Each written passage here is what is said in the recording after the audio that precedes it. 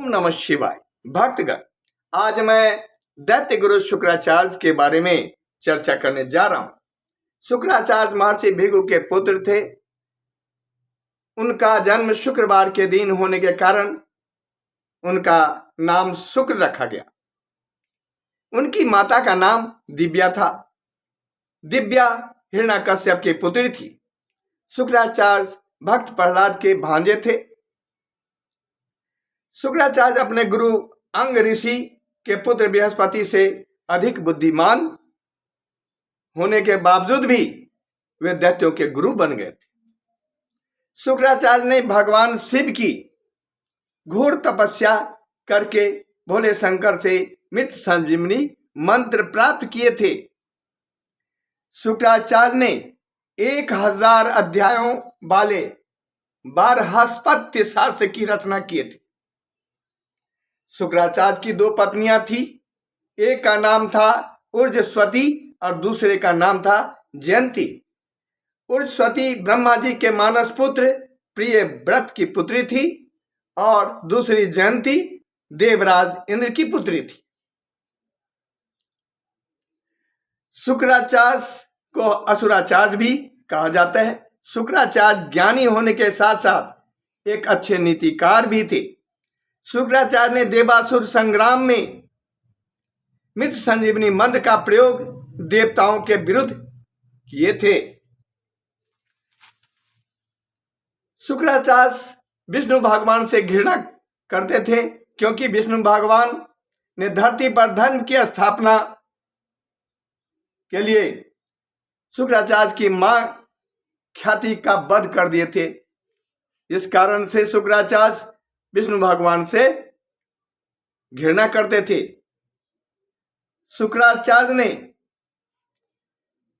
विष्णु भगवान को यह श्राप दे दिया था कि धरती पर उन्हें 7 बार जन्म लेना पड़ेगा, मृत्यु का सामना करना पड़ेगा। ऐसा श्राप दे दिया था शुक्राचार्य विष्णु भगवान को।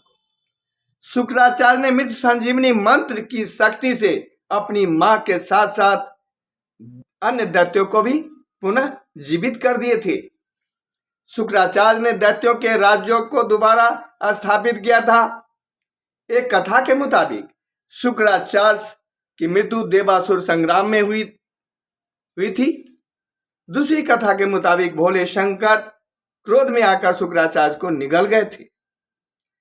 पुराणों के मुताबिक जब राजा बलि के यहाँ विष्णु भगवान 52 रूप धारण करके पहुंचे थे, 3 पग भूमि मांग लिए थे, तो शुक्राचार्य समझ गए जो यह विष्णु भगवान है, 52 रूप धारण करके आया है, धोखे से 3 पग भूमि दान में लेना चाहता है। इसीलिए शुक्राचार्य सूक्ष्म रूप धारण करके राजा बलि के कमंडल में जाकर बैठ गए थे, क्योंकि उस कमंडल के जल की सहायता से ही 3 पग भूमि विष्णु भगवान को दान में दिया जाता। भूमि दान को रोकने के लिए उस कमंडल में शुक्राचार्य बैठ गए थे। इस बात को विष्णु भगवान भी समझ गए थे और उन्होंने एक घास का तिनका कमंडल की नली में डाल दिए, जिसके कारण शुक्राचार्य की एक आंख चली गई थी। इस कारण से शुक्राचार्य को एकाक्ष भी कहा जाता है। भक्तगण, ये थी शुक्राचार्य के बारे में जानकारी। अगला वीडियो देखने के लिए मेरे इस चैनल को लाइक एवं सब्सक्राइब करें, साथ में अपने दोस्तों को भी शेयर कर दें। अगले वीडियो तक के लिए मुझे आज्ञा दीजिए। जय भोलेनाथ।